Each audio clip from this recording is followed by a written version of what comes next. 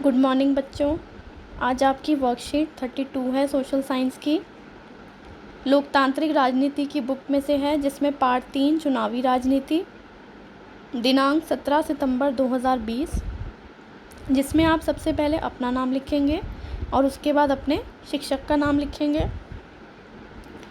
इसमें जो हमारी आज की कार्यपत्रिका है 32, उसका जो टॉपिक है वो है हमारी चुनावी प्रणाली, यानी कि हमारे देश में चुनावी प्रक्रिया किस तरह होती है।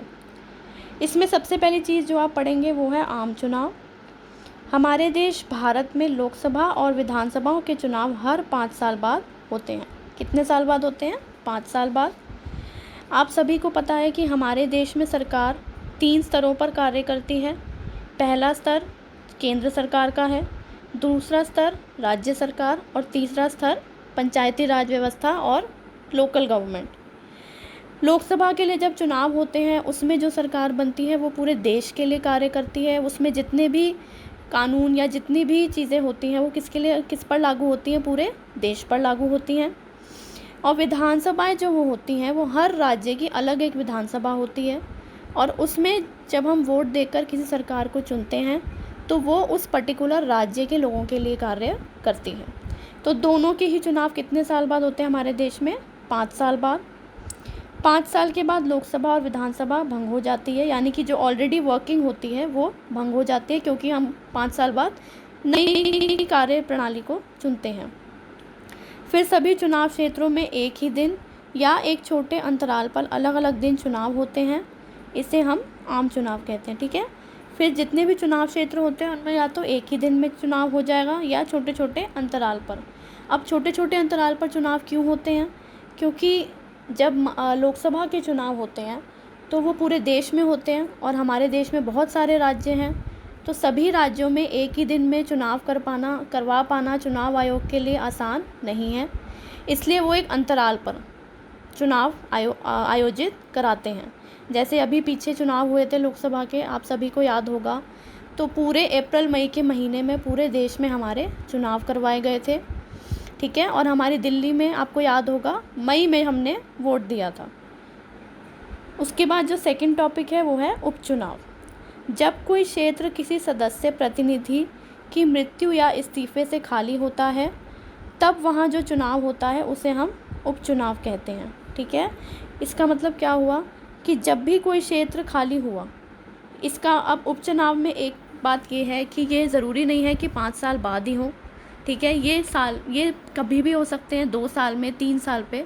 पर इसमें क्या कंडीशन है कि जो प्रतिनिधि हमने उस क्षेत्र से चुना, या तो उसकी मृत्यु हो जाए या वो इस्तीफ़ा दे दे। तो इन दोनों ही केसेस में जो पद है वो खाली हो जाएगा, और हम किसी भी पद को खाली नहीं छोड़ सकते हैं। तो उसको पद को भरने के लिए उस पर्टिकुलर क्षेत्र में ही चुनाव होगा, जिसे हम क्या कहते हैं? उपचुनाव। जो उपचुनाव है वो पूरे राज्य में या पूरे देश में नहीं होता है। जो क्षेत्र में प्रतिनिधि इस्तीफ़ा देते हैं या प्रतिनिधि की मृत्यु हो जाती है, उसी क्षेत्र में ये वाले चुनाव कराए जाते हैं। ठीक है।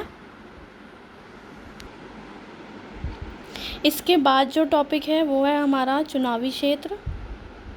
उसमें हम सबसे पहले पढ़ेंगे निर्वाचन क्षेत्र। चुनाव के उद्देश्य से देश को अनेक क्षेत्रों में बांट दिया गया है, जिसे हम क्या कहते हैं? निर्वाचन क्षेत्र। एक क्षेत्र में रहने वाले मतदाता अपने एक प्रतिनिधि का चुनाव करते हैं। ठीक है। अब हमारा देश या हमारे राज्य बहुत बड़े बड़े हैं, तो इतने बड़े क्षेत्र में इकट्ठा चुनाव करवाना आसान बात नहीं है।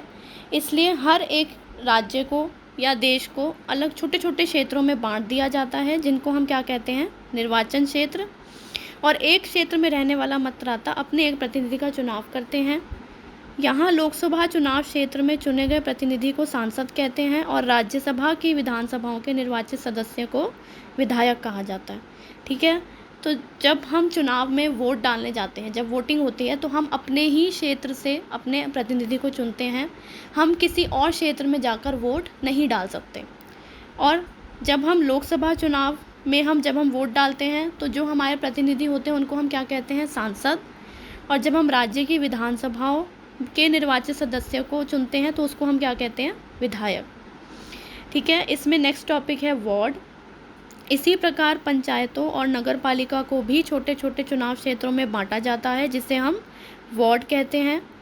निर्वाचन क्षेत्र को कई बार सीट भी कहा जाता है। ठीक है, जब हमने राज्य या देश को बांटा तो उसको हम निर्वाचन क्षेत्र कहते हैं, लेकिन जब हमने पंचायतों और नगर पालिकाओं को छोटे छोटे क्षेत्रों में बांटा तो उसको हम वार्ड कहते हैं।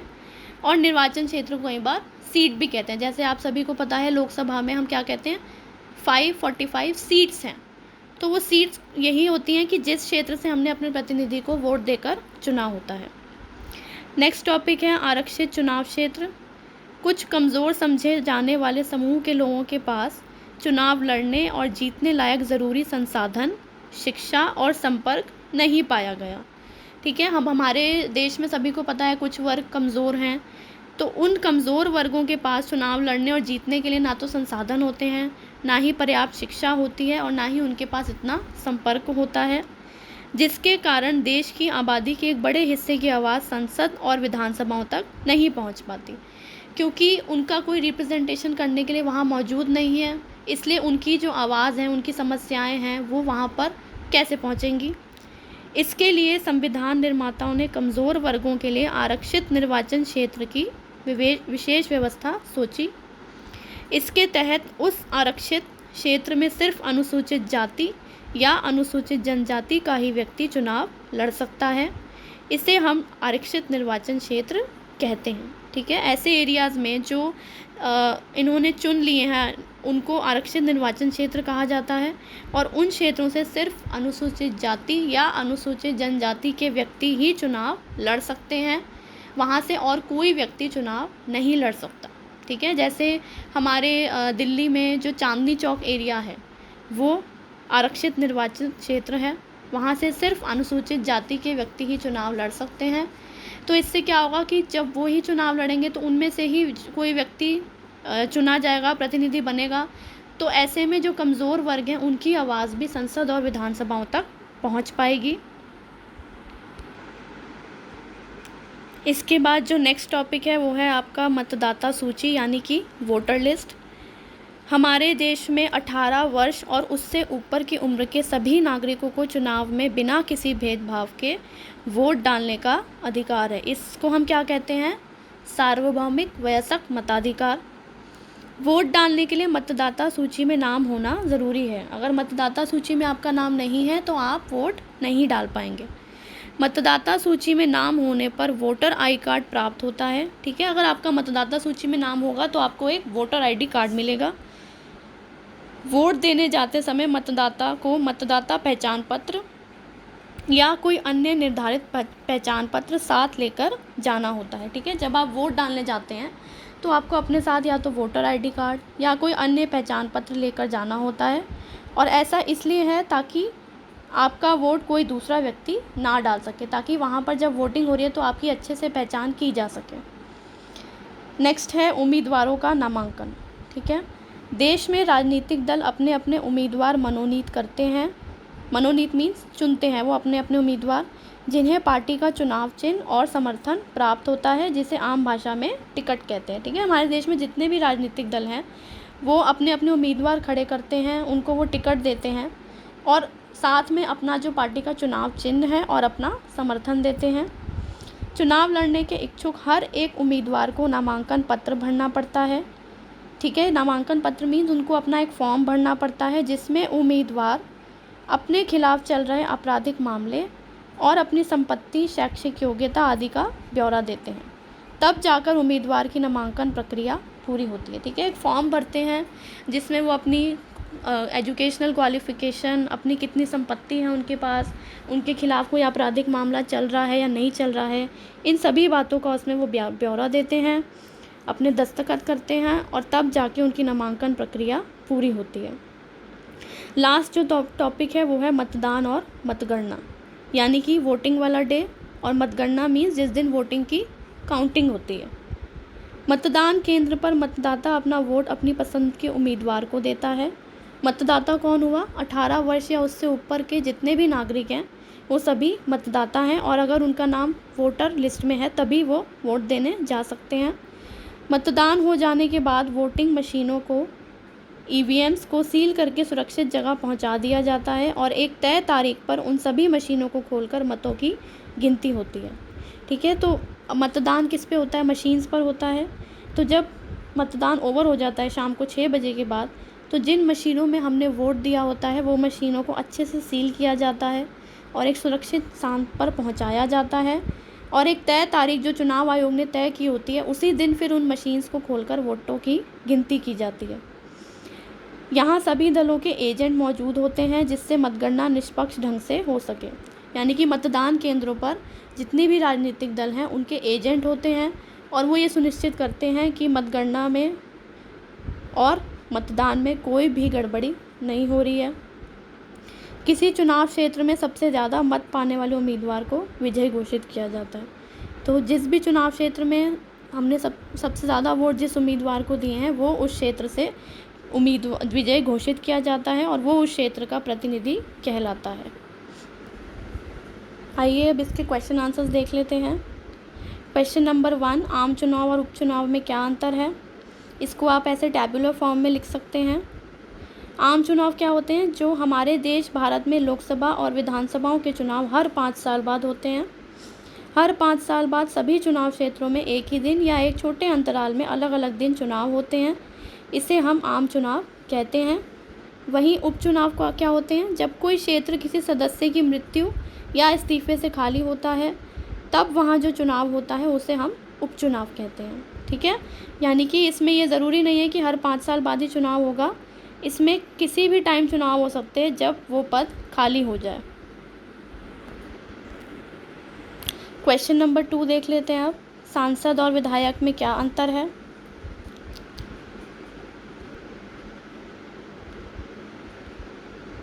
क्वेश्चन नंबर 2, सांसद और विधायक में क्या अंतर है? सांसद लोकसभा चुनाव क्षेत्र में चुने हुए प्रतिनिधि को सांसद कहते हैं और विधायक कौन होता है? राज्य की विधानसभाओं के निर्वाचित सदस्यों को विधायक कहा जाता है। यानी कि जब हम लोकसभा चुनाव में जब हम अपना वोट देते हैं जो पूरे देश के लिए होता है, उनमें जब हम अपने प्रतिनिधि को चुनते हैं तो वो सांसद कहलाते हैं और जब हमारे राज्य में चुनाव होता है उसमें जब हम अपने प्रतिनिधि को चुनते हैं तो उसको विधायक कहते हैं। प्रश्न 3, मतदाता सूची से आप क्या समझते हैं? एक सूची जिसमें देश के सभी मतदाताओं के नाम व पता लिखा जाता है उसे मतदाता सूची कहते हैं। 18 या उससे अधिक आयु के लोगों को भारत में मत डालने का अधिकार है, परंतु मत डालने के लिए मतदाता सूची में नाम होना आवश्यक है। यानी कि मतदाता सूची में अगर आपका नाम नहीं है और आप 18 वर्ष से ऊपर हो तो भी आप वोट नहीं डाल सकते। प्रत्येक व्यक्ति जिसकी आयु 18 वर्ष से अधिक है उसे एक पहचान पत्र बनवाना पड़ता है जिससे स्वतः ही उसका नाम मतदाता सूची में आ जाता है। यानी कि 18 वर्ष की उम्र होने के बाद जब आप अपना वोटर आईडी कार्ड बनवाते हैं तो अपने आप ही आपका नाम मतदाता सूची में आ जाता है। प्रश्न 4, आपके अनुसार चुनाव लड़ने का उम्मीदवार में क्या क्या योग्यताएं होनी चाहिए? इसमें आप अपने अनुसार जो भी आपको ठीक लगता है आप लिख सकते हैं। जैसे इसमें एग्जाम्पल की तरह दिया गया है, उम्मीदवार भारत का नागरिक होना चाहिए, उम्मीदवार ईमानदार एवं जनता के लिए समर्पित होना चाहिए। यानी कि अगर उम्मीदवार जनता के लिए समर्पित नहीं है तो फिर उसका कोई फ़ायदा नहीं है। उम्मीदवार का नाम मतदाता सूची में होना चाहिए, उम्मीदवार बुद्धिमान एवं कार्यशील होना चाहिए, उम्मीदवार स्वस्थ होना चाहिए, चुनाव लड़ने वाला उम्मीदवार शिक्षित भी होना चाहिए ताकि वह जनता के लिए सोच समझकर फैसले ले सके। और इसमें आप ये भी लिख सकते हैं कि उम्मीदवार एक साफ छवि का होना चाहिए, उस पर कोई आपराधिक मामला नहीं होना चाहिए। तो आपको जो ठीक लगता है वो आप इसमें लिख सकते हैं। तो यहीं पे आज की वर्कशीट समाप्त होती है। Thank you.